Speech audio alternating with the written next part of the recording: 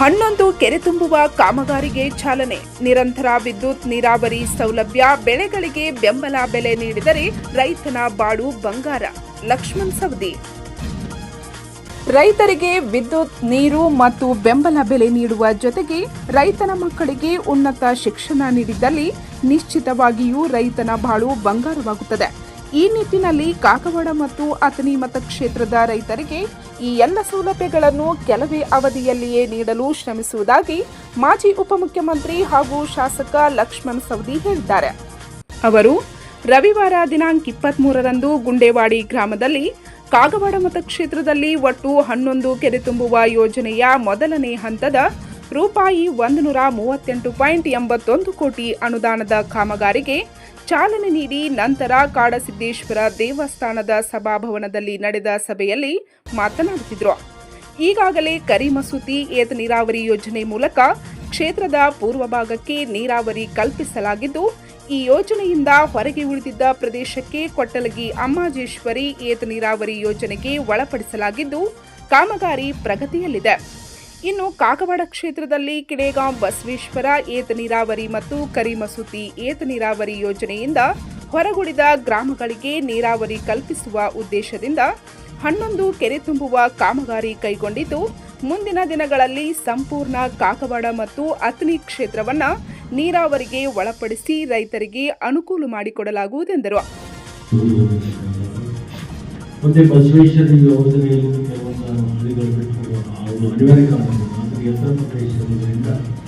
ಈ ಮಧ್ಯದಲ್ಲಿರ್ತಕ್ಕಂಥ ಊರುಗಳಿಗೆ ಕೆರೆಗಳನ್ನು ತುಂಬಿಸುವುದರ ಮುಖಾಂತರ ಒಂದು ನೀರಾವರಿ ಸವಲತ್ತು ಮತ್ತು ಭೂಮಿಯಲ್ಲಿ ಅಂತರ್ಜಲ ಹೆಚ್ಚಿಸಿಕೊಳ್ಳಲಿಕ್ಕೆ ಈ ಯೋಜನೆ ಬಹಳ ಫಲಕಾರಿ ಆಗ್ತಿದೆ ಅಂತಕ್ಕಂಥದ್ದನ್ನು ಈ ಸಂದರ್ಭದಲ್ಲಿ ನಾನು ಹೇಳಲು ಬಯಸ್ತೇನೆ. ಬಹುಶಃ ನನಗನ್ಸುತ್ತೆ ಇದು 1.5 ವರ್ಷದಿಂದ 2 ವರ್ಷ, ಇದಕ್ಕೆ 18 ತಿಂಗಳ ಒಂದು ಅವಧಿ ಮುಗಿಲಿಕ್ಕೆ ಯೋಜನೆಯಲ್ಲಿದೆ. ಈ ಒಂದು ಯೋಜನೆ ಮತ್ತು ಆ ಭಾಗದಲ್ಲಿ ಇವತ್ತು ಅಡಳಟ್ಟಿ, ಹೋಬಳಿ, ರಾಮತೀರ್ಥ, ಐಗಿಳಿ, ಬಡಚಿ, ನಮ್ಮ ಬಡ್ಚಲ, ಬಾಡಿಗೆ ಮತ್ತು ಎಲ್ಲನೂ ಬಿಡಿ ಆ ಭಾಗದಲ್ಲಿ 9 ಕೆರೆಗಳು ಮಾಡ್ತಕ್ಕಂಥ ಯೋಜನೆ ಈಗಾಗಲೇ ಅದು ಮೊದಲನೇ ಹಂತದ ಕಾರ್ಯಕ್ರಮ ಈಗಾಗಲೇ ನಾವು ತುಂಬಿಸಿದ್ವಿ. ಮಣ್ಣ ತುಂಬಿಸಿದ ಮೇಲೆ ಅಲ್ಲಿ ಹೋದ್ಮೇಲೆ ಇಷ್ಟು ನಮಗೆ ಒಂದು ಖುಷಿ ಆಗ್ತದೆ. ಬೇಸಿಗೆ ಕಾಲದಲ್ಲಿ ಆ ಕೆರೆಗಳು ತುಂಬಿರ್ತಕ್ಕಂಥದ್ದು ನೋಡಿದರೆ ಒಂದು ಆತ್ಮತೃಪ್ತಿ ಅಂತಕ್ಕಂಥದ್ದು ಒಂದು ಸಿಗಲಿಕ್ಕೆ ಸಾಧ್ಯತೆ. ಆ ಯೋಜನೆ ಇನ್ನು ಕೇವಲ 1.5 ತಿಂಗಳಲ್ಲಿ ಪೂರ್ಣಗೊಳ್ಳುತ್ತೆ.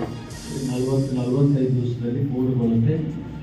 ಅಲ್ಲಿ ಈಗಾಗಲೇ ಒಂದು ಕೆರೆಯಲ್ಲಿ ನೀರನ್ನು ಸ್ಟೋರ್ ಮಾಡಿ ಇಟ್ಕೊಂಡಿದ್ವಿ.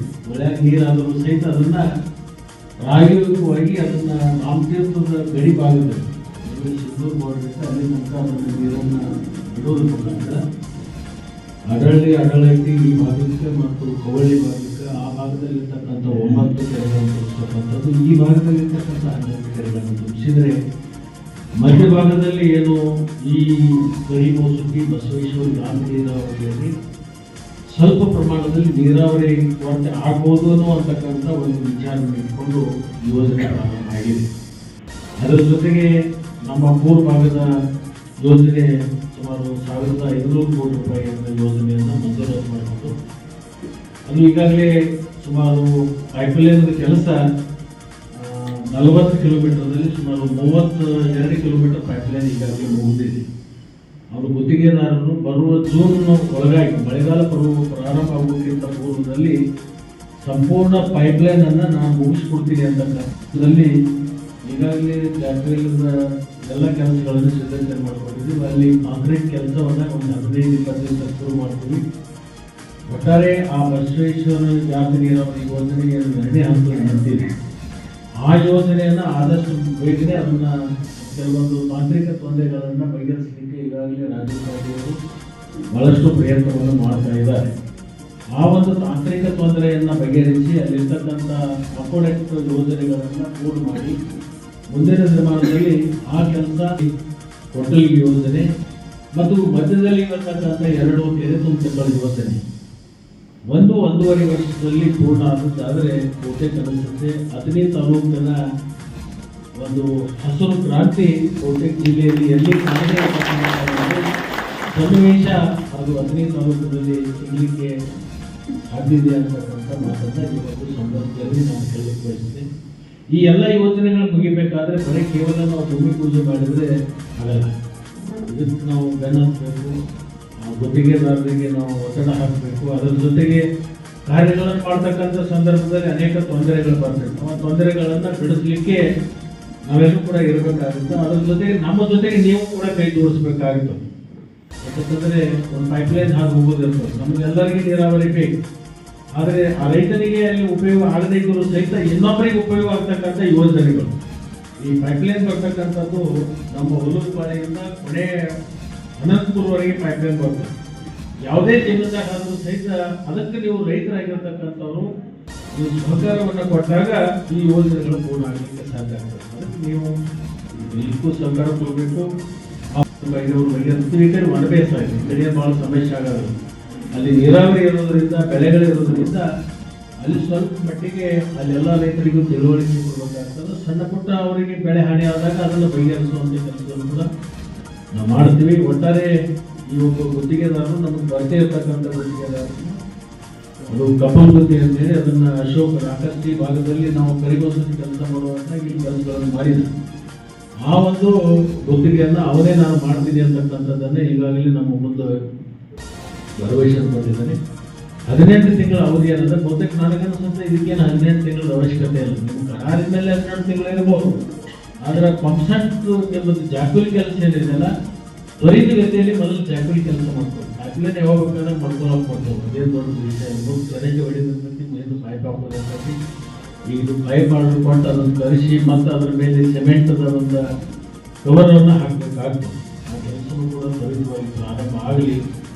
ಏನು 18 ತಿಂಗಳ ಅವಧಿ ಇದೆ, ಅದಕ್ಕಿಂತ ಮುಂಚೆ ಈ ಒಂದು ಮುಂದಿನ ಅವಧಿಯಲ್ಲಿ ಅಂದರೆ ಈ ಜೂನಕ್ಕೆ ಬರ್ತಕ್ಕಂಥದ್ದು ಆಗಲಿಕ್ಕಿಲ್ಲ. ಮುಂದಿನ ನಿರ್ಮಾಣದಲ್ಲಿ ಕೊನೆಯ ಹಂಗಾಮದಲ್ಲಿ ಆದರೂ ಸಹಿತ ಇಲ್ಲ ಮುಂದಿನ ವರ್ಷ ಜೂನಕ್ಕಾದರೂ ಸಹಿತ ನಿಶ್ಚಿತ ಮಾಡಿ ಈ ಭಾಗಕ್ಕೆ ನೀರು ಕೊಡುವಂಥ ಕೆಲಸ ಮಾಡಬೇಕು. ನಮ್ಮ ರೈತ ಸಂಘದ ಮುಖಂಡರು ಹೇಳಿದ್ರು, ರೈತರಿಗೆ ಏನು ಬೇಕು ಅಂದರೆ ರೈತರ ಹೊಲಕ್ಕೆ ನೀರು ಇರಬೇಕು, ವಿದ್ಯುತ್ ಸಿಗಬೇಕು, ಬೆಳೆದಿರ್ತಕ್ಕಂಥ ಬೆಳೆಗೆ ಬೆಲೆ ಸಿಗಬೇಕು, ರೈತನ ಮಕ್ಕಳಿಗೆ ಉತ್ತಮವಾಗಿರ್ತಕ್ಕಂಥ ಶಿಕ್ಷಣ ಸಿಗಬೇಕು. ಇವು ನಮ್ಮ ಮೂಲ ಪಂಚಭೂತ ಇರ್ತಕ್ಕಂಥ ನಮ್ಮ ಕಾರ್ಯಕ್ರಮ. ಒಂದು ರೈತ ನಾವಾಗಲಿ ರಾಜಕಾರಣಿ ಆಗಲಿ ಮಾರ್ಗದಿಂದ ಇವತ್ತು ಕಾರ್ಯಕ್ರಮವನ್ನು ತಗೊಂಡಿದ್ದೀವಿ. ಅದರ ಜೊತೆಗೆ ವಿದ್ಯುತ್ ಉತ್ತಮವಾಗಿರ್ತಕ್ಕಂಥ ವಿದ್ಯುತ್ ಸಿಗಬೇಕು. ಈಗಿರ್ತಕ್ಕಂಥ ವ್ಯವಸ್ಥೆಯಲ್ಲಿ ಸುಮಾರು 5 ಹೊಸ ಸ್ಟೇಷನ್ಗಳಿಗೆ ಪ್ರಸ್ತಾವನೆ ಕೊಟ್ಟಿದ್ದೀವಿ. ಈಗಾಗಲೇ 3 ಸ್ಟೇಷನ್ಗಳಿಗೆ ಟೆಂಡರ್ ನಾವು ಕರೆದಿದ್ದೀವಿ. ಒಂದು ಕವಳ್ಳಿಯಲ್ಲಿ ನಮ್ಮ ಯಲ್ಲಡಿಗೆಯಲ್ಲಿ ಒಂದು, ಮತ್ತು ಜಲಸಂಗದಲ್ಲಿ ಒಂದು, ಸೌದಿ ಗ್ರಾಮದಲ್ಲಿ ಒಂದು, ಸಂಕೋನಟ್ಟಿ ಗ್ರಾಮದಲ್ಲಿ ಒಂದು, ಅದರ ಜೊತೆಗೆ ಪಾರತಳಿ ಹತ್ರ ಒಂದು. ಇದು 3 ಸ್ಟೇಷನ್ಗಳ ವಿದ್ಯುತ್ ಪ್ರಸರಣ ಸ್ಟೇಷನ್ಗಳಿಂದ 110 ಕಿಲೋಮೀಟರ್. ಈಗಾಗಲೇ 3 ನಾವು ಟೆಂಡರ್ ಕರ್ತೀವಿ. ಎಂದು 3 ಟೆಂಡರ್ ಕರಿಬೇಕಾಗಿದೆ. ಇನ್ನು ಎಲ್ಲೆಲ್ಲಿ ನಮಗೆ ಸ್ಟೇಷನ್ಗಳು ಬೇಕು ಅದನ್ನು ನಾವು ಚಾಲನೆ ಕೊಡುವಂಥ ಕೆಲಸಕ್ಕೆ ಬೇರೆ ಹಾಕಿದ್ದೀವಿ. ಒಟ್ಟು ಉತ್ತಮವಾಗಿರ್ತಕ್ಕಂಥ ವಿದ್ಯುತ್ ಸಿಗಬೇಕು, ರೈತರಿಗೆ ನೀರು ಸಿಗಬೇಕು, ರೈತರ ಮಕ್ಕಳಿಗೆ ಉತ್ತಮ ಶಿಕ್ಷಣ ಸಿಗಬೇಕು. ನಾನು ನಿಮ್ಮೆಲ್ಲರ ಪರವಾಗಿ ರಾಜ್ಯದ ಮುಖ್ಯಮಂತ್ರಿಗಳಿಗೆ, ಉಪಮುಖ್ಯಮಂತ್ರಿಗಳಿಗೆ ಅಭಿನಂದನೆ ಬಯಸ್ತೀನಿ. ಯಾಕಂತಂದರೆ ಇವತ್ತು ಈ ಎಲ್ಲ ನೀರಾವರಿ ಯೋಜನೆಗಳ ಹಣ ಕೊಡೋದಾಗಲಿ, ಅದರ ಜೊತೆಗೆ ಶಿಕ್ಷಣ. ನಾವು ಒಂದು ಹಾರ್ಟಿಕಲ್ಚರ್ ನಮ್ಮದು ವೆಟರ್ನರಿ ಮೆಡಿಕಲ್ ಕಾಲೇಜ್ ನಾವು ಈಗಾಗಲೇ ಪ್ರಾರಂಭ ಮಾಡಿದ್ವಿ. ವಿದ್ಯಾರ್ಥಿಗಳ ಕ್ಲಾಸ್ ಶುರು ಮಾಡಿದ್ರು. ನಮ್ಮ ರೈತರ ಮಕ್ಕಳು 2 ವರ್ಷದಲ್ಲಿ ಡಾಕ್ಟರ್ಗಳಾಗಿ ಹೊರಗೆ ಬರ್ತಕ್ಕಂಥ ಸೌಭಾಗ್ಯ ಅಭಿವೃದ್ಧಿ ತಾಲೂಕಿನ ರೈತರ ಮಕ್ಕಳಿಗೆ ಸಿಕ್ಕಿದೆ ಅಂತಕ್ಕಂಥದ್ದನ್ನು ಈ ಸಂದರ್ಭದಲ್ಲಿ ನಾನು ಹೇಳಿ ಬಯಸ್ತೀನಿ. ಇವತ್ತು ವೆಟರ್ನರಿ ಮೆಡಿಕಲ್ ಕಾಲೇಜಲ್ಲಿ ಇವತ್ತು ವಿದ್ಯಾರ್ಥಿಗಳು ಶಿಕ್ಷಣವನ್ನು ಪಡಿತಾ ಇದ್ದಾರೆ. ಮಣ್ಣಿನ ಬಜೆಟ್ನಲ್ಲಿ 450 ಕೋಟಿ ರೂಪಾಯಿದು ಒಂದು ಕೃಷಿ ಕಾಲೇಜನ್ನು ಅತನಿಗೆ ಕೊಟ್ಟಿರ್ತಕ್ಕಂಥದ್ದು. ಅದು ಮುಂದಿನ ನಿರ್ಮಾಣದಲ್ಲಿ ಪ್ರಾರಂಭ ಆದದ್ದಾದರೆ ರೈತನ ಮಕ್ಕಳು ಕೃಷಿಯನ್ನು ಯಾವ ಥರದಿಂದ ಮಾಡಬೇಕು, ಯಾವುದು ಲಾಭ ಆಗುತ್ತೆ, ಯಾವುದು ಹಾನಿ ಆಗುತ್ತೆ ಅಂತಕ್ಕಂಥ ಸಂಪೂರ್ಣವಾಗಿರ್ತಕ್ಕಂಥ ಜ್ಞಾನವನ್ನು ನಮ್ಮ ರೈತರ ಮಕ್ಕಳಿಗೆ ಕೊಟ್ಟಾಗ ರೈತ ಉದ್ಧಾರ ಆಗಲಿಕ್ಕೆ ಸಾಧ್ಯ ಇದೆ ಅಂತಕ್ಕಂಥದ್ದನ್ನು ನನ್ನ ಆಲೋಚನೆ. ನಾವಾಗಿರ್ತಕ್ಕಂಥ ಕಾರ್ಯಗಳನ್ನು ಮಾಡಬೇಕು. ಆ ಕಾಲೇಜುಗಳನ್ನು ಈಗಾಗಲೇ ನಾವು ಚಾಲನೆಯನ್ನು ಕೊಟ್ಟಿದ್ದೀವಿ. ಮತ್ತು ಮುಂದಿನ ನಿರ್ಮಾಣದಲ್ಲೂ ಕೂಡ ಅಥಣಿ ತಾಲೂಕು ಬೇರೆ ಜಿಲ್ಲೆಯಾಗಲೇ ರಾಜ್ಯದಲ್ಲಿ ಒಂದು ತಾಲೂಕನ್ನು ಬೇರೆ ತಾಲೂಕದವ್ರು ಬಂದು ನೋಡಿ ಹೋಗುವಂಥ ತಾಲೂಕು ಹಾಕಿದ್ರೆ ಅದು ಅಥಣಿ ತಾಲೂಕು ಅಂತಕ್ಕಂಥದ್ದನ್ನು ಒಂದು 2-3 ವರ್ಷದಲ್ಲಿ ಅದನ್ನು ಸಿದ್ಧ ಮಾಡಿ ತೋರಿಸ್ತೀವಿ ಅಂತಕ್ಕಂಥ ಮಾತನ್ನು ಈ ಸಂದರ್ಭದಲ್ಲಿ ಹೇಳಿ ಸಮಯದ ಅಭಾವ ನಾನು ಹೆಚ್ಚಿಗೆ ಮಾತಾಡಲಿಕ್ಕೆ ಹೋಗೋದು ಯುಗಾವಧಿ ಸಂದರ್ಭದಲ್ಲಿ ಬೇರೆ ಬೇರೆ ವಿಷಯಗಳನ್ನು ನಾನು ಮೆಲುಕು ಹಾಕುವಂಥ ಕೆಲಸವನ್ನು ನಾನು ಮಾಡ್ತೀನಿ. ವೇದಿಕೆಯ ಕಾರ್ಯಕ್ರಮವನ್ನು ರೈತ ಗೀತೆಯೊಂದಿಗೆ ಸಸಿಗೆ ನೀರೆರೆದು ಚಾಲನೆ ನೀಡಲಾಯಿತು.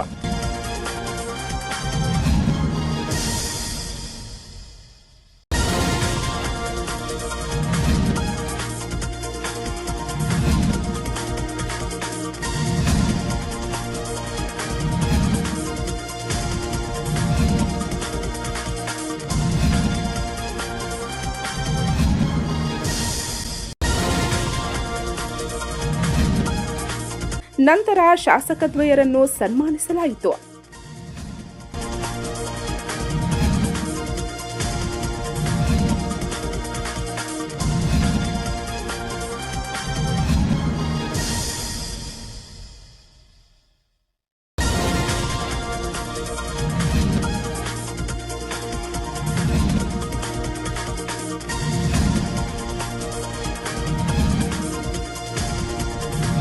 ಕಾರ್ಯಕ್ರಮದ ಅಧ್ಯಕ್ಷತೆ ವಹಿಸಿದ್ದ ಕಾಗವಾಡ ಶಾಸಕ ರಾಜು ಕಾಗೆ ಮಾತನಾಡಿ, ಕಾಗವಾಡ ಮತಕ್ಷೇತ್ರದ ಮತದಾರರ ಋಣ ತೀರಿಸಲು ಕೆರೆ ತುಂಬುವ ಯೋಜನೆಗೆ ಚಾಲನೆ ನೀಡುತ್ತಿರುವೆ ಹೊರತು ರಾಜಕೀಯ ಲಾಭಕ್ಕಾಗಿ ಅಥವಾ ಚುನಾವಣೆಯಲ್ಲಿ ಲಾಭ ಮಾಡಿಕೊಳ್ಳಲು ಅಲ್ಲ.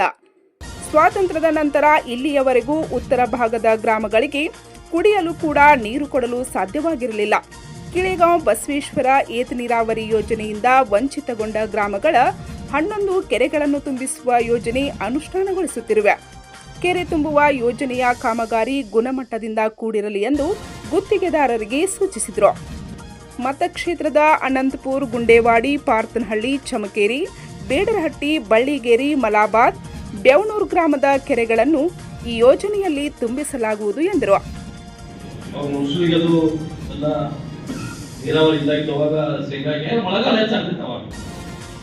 ಇವತ್ತು ರೈತರ ಪರಿಸ್ಥಿತಿ ಏನಾಗಿತ್ತಪ್ಪ ಅಂದ್ರೆ,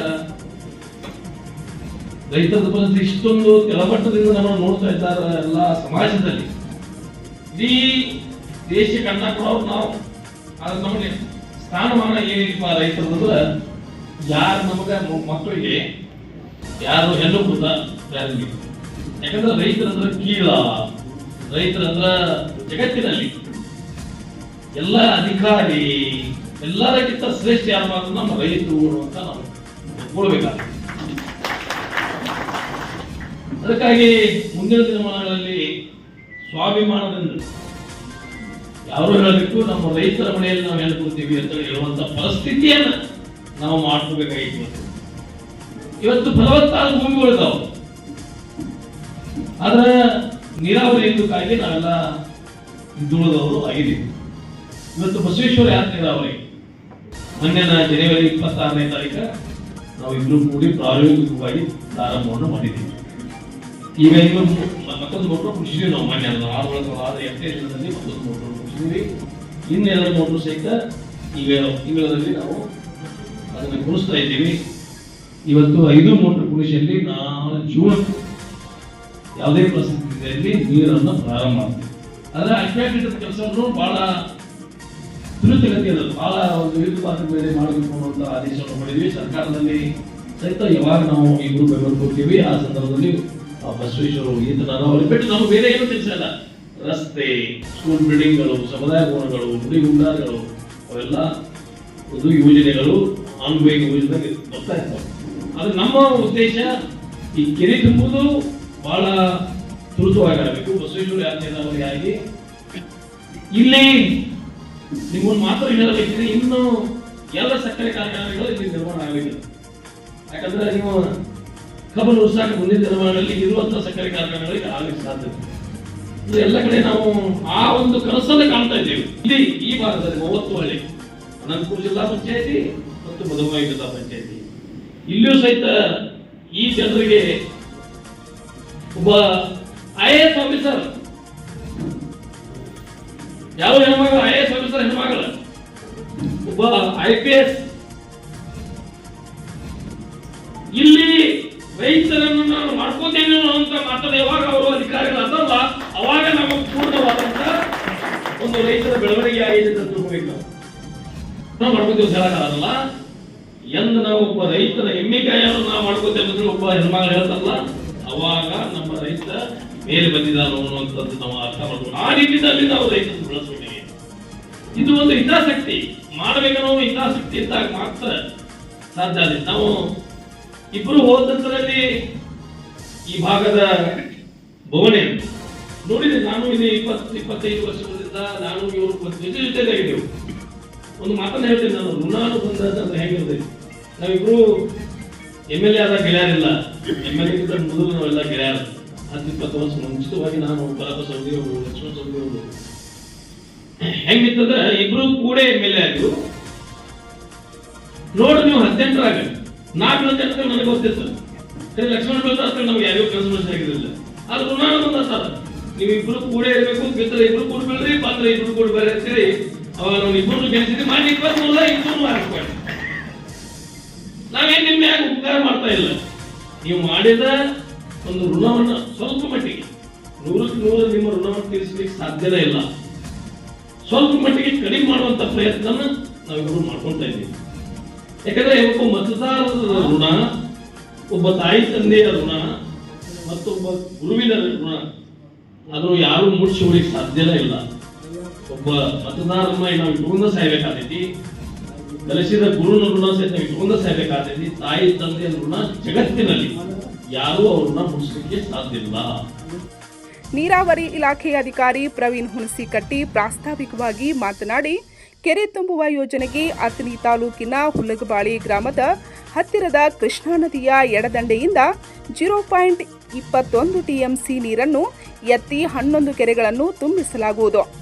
ಈ ಯೋಜನೆ ಪೂರ್ಣಗೊಳ್ಳಲು ರೈತರ ಸಹಕಾರ ಅತ್ಯಗತ್ಯ. 960 HPಯ 3 ಪಂಪ್ಗಳನ್ನು ಅಳವಡಿಸುವ ಮೂಲಕ ಮತ್ತು 33 kV ವಿದ್ಯುತ್ ವಿತರಣಾ ಕೇಂದ್ರ ನಿರ್ಮಿಸಿ 11 ಕೆರೆಗಳಿಗೆ ನೀರು ತುಂಬಿಸುತ್ತೇವೆ ಎಂದರು. ಇವತ್ತಿನ ಕಾರ್ಯಕ್ರಮದಲ್ಲಿ ಈ ಭಾಗದಲ್ಲಿ ನಾವು ಕೆನಾಲ್ ಹಾಕಿದ್ದು, ಅದರ ಕೆರೆಗಳಿಗೆ ಸಾಕಷ್ಟು ನಾವು ನೀರು ತುಂಬಲಿಕ್ಕೆ ಆಗ್ತಿದ್ದಿಲ್ಲ.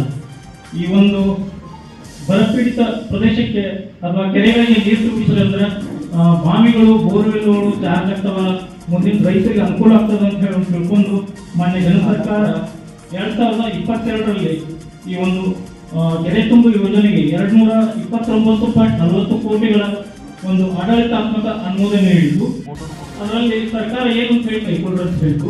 ಅದರಲ್ಲಿ ಈ ಒಂದು ಮೊದಲನೇ ಫೇಸ್ಗೆ 139 ಕೋಟಿಗಳ ಒಂದು ಟೆಂಡರ್ ಅನ್ನು ನಾವು ಕರೆದು ಅದರಂತೆ ಗುತ್ತಿಗೆದಾರರನ್ನು ಸಹ ಫೈನಲ್ ಮಾಡಿ ಜೈನ್ ಶೆಟ್ಟಿ ಕನ್ಸ್ಟ್ರಕ್ಷನ್ಸ್ ಕಂಪನಿಯವರಿಗೆ ಒಂದು ಗುತ್ತಿಗೆ ವಹಿಸಿಕೊಳ್ಳಲಾಗಿದೆ.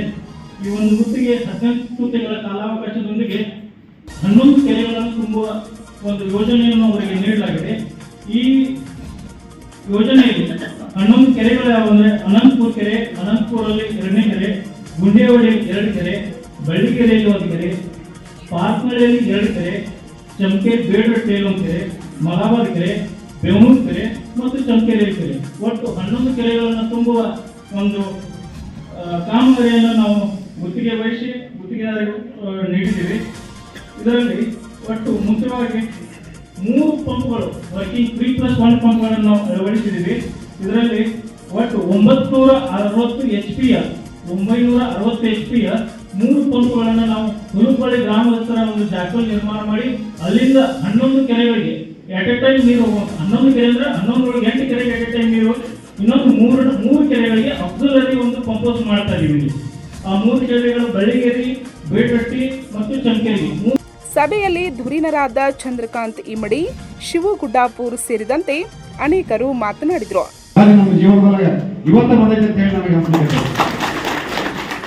ಯಾಕಂದ್ರೆ ಇಷ್ಟು ದಿವಸ ಮೊದಲ ಬಹಳಷ್ಟು ಪ್ರಯತ್ನ ಮಾಡಿದ್ರು ಕೂಡ ಈ ಭಾಗದ ಜನ ಒಂದು ಮಾತು ಹೇಳ್ತಾರೆ, ನಾವು ಯಾವತ್ತೂ ಈ ಎತ್ತರ ಮ್ಯಾಗ ನೀರು ತರಕ್ಕೆ ನಮ್ಮ ಕಡೆ ಆಗೋದಿಲ್ಲ, ನಾವು ಯಾವತ್ತೂ ನೀರು ನೋಡೋದಾಗೈತಿ, ಆ ಭಾಗದವ್ರು ನೀರು ನೋಡುದು, ಈ ಭಾಗದವ್ರು ನೀರು ನೋಡುದು, ಈಗ ಅನ್ಕೋತ ನಾವೆಲ್ಲ. ಯಾಕಂದ್ರೆ ನಾನು ತಾಲೂಕ್ ಪಂಚಾಯತ್ ಮೆಂಬರ್ ಆಗಿದ್ದು, ಚಮಕೇರಿ ಮಾಡೇ ಬರ್ತಿದ್ವು.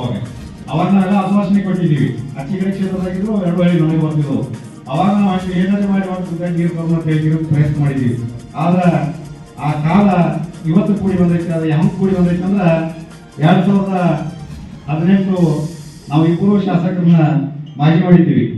ಆದ್ರೆ ಆ 5 ವರ್ಷದೊಳಗೆ ನನಗೆ ಅನಿಸ್ತು ಅವ್ರಿಬ್ಬರು ಕೂಡಿ ಕೆರೆ ಬಂದ ಆಲೋಚನೆಗಳನ್ನು ಮಾಡಿದ್ರು. ಕೂತು ಯಾಕಂದ್ರೆ ಎಲ್ಲೆಲ್ಲಿ ಉಳಿದೈತಿ, ಯಾವ ಕ್ಷೇತ್ರ ಏನು ಉಳಿದೈತಿ, ನಾವು ಏನು ಕೆಲಸ ಮಾಡಬೇಕಾಗಿತ್ತು ಅಂತ ಹೇಳಿ ಸೇವೆಯನ್ನು ಮಾಡಿ ಇವತ್ತು 23ರಾಗ ಶಾಸಕರಾಗಿ ಈ ಸರ್ಕಾರದ ಅವಧಿಯಲ್ಲಿ ಕಾಲಿಗೆ ಚಕ್ರ ಕಟ್ಕೊಂಡಂಗ ಇಬ್ಬರು ಎರಡು ಕ್ಷೇತ್ರದೊಳಗ, ಯಾಕಂದ್ರೆ ಒಂದು ಹೆಂಗಿತ್ತಂದ್ರೆ ಜೋಡತ್ ಅಂತ ಹೇಳಿದ್ರಿಂದ ಖ್ಯಾತಿ ಇತ್ತು ಅವಾಗ. ಆ ಜೋಡತ್ ಒಂದು ಎಷ್ಟು ನಗವಾಗದಾಗ ಹೆಂಗೆ ಕೆಲಸ ಮುಂದೆ ಹೋಗಿಲ್ಲ, ಮತ್ತೆ ಹೊಳೆ ಎರಡು ಜೋಡತ್ತ ನಾವು ನಗ ಕಟ್ಟಿದ್ದೀವಿ. ಈ ಎರಡೂ ಕ್ಷೇತ್ರದೊಳಗ ಯಾವುದಕ್ಕೂ ಕೂಡ ಕಡಿಮೆ ಆಗಲಾರ್ದಂಗ ಈ ಕ್ಷೇತ್ರದ ಜನರ ಸೇವೆ ಮಾಡಲಿಕ್ಕೆ ಹಗಲು ರಾತ್ರಿ ಶ್ರಮಿಸಿರ್ತಕ್ಕಂಥ ಇಬ್ಬರು ಶಾಸಕರಿಗೂ ಕೂಡ ನಾವು ಜೋರಾದ ಚಪ್ಪಾಳೆ ಕೊಡುವ ಮುಖಾಂತರ ಅವರನ್ನ ಪ್ರೋತ್ಸಾಹಿಸಿ ನೀವು ಈ ವೇಳೆ ಗುತ್ತಿಗೆದಾರ ಅಕ್ಷಯ್ ಕಪ್ಪಲಗುದ್ದಿ, ನೀರಾವರಿ ಇಲಾಖೆಯ ಪ್ರಶಾಂತ್ ಪೋದ್ದಾರ್, ಬಸವರಾಜ್ ಗಲಗಲಿ, ಮುಖಂಡರಾದ ಪರಪ್ಪ ಸವದಿ, ವಿನಾಯಕ್ ಬಾಗಡಿ, ಶಂಕರ್ ವಾಗ್ಮೋಡೆ, ಶಿದ್ರಾಯ್ ತೇಲಿ, ಗುಳಪ್ಪ ಜತ್ತಿ, ಶಿವಾನಂದ್ ಗೊಲಬಾಮಿ, ರಫೀಕ್ ಪಟೇಲ್ ಸೇರಿದಂತೆ 11 ಗ್ರಾಮಗಳ ರೈತರು, ಮುಖಂಡರು, ಗ್ರಾಮಸ್ಥರು ಉಪಸ್ಥಿತರಿದ್ದರು.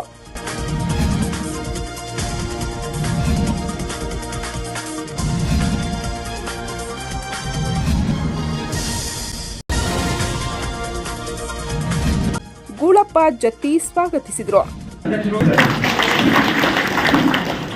ಅದೇ ರೀತಿಯಾಗಿ ರೈತರ ಬಂಧುಗಳು ಅಗ್ನಿ ಮತ ಕ್ಷೇತ್ರ ಜನಪ್ರಿಯ ಶಾಸಕರಾಗಿರ್ತಕ್ಕಂಥ ಲಕ್ಷ್ಮಣನ ಸೋಗಿ ಅವರನ್ನು ತುಂಬುವುದರಿಂದ ತಮ್ಮ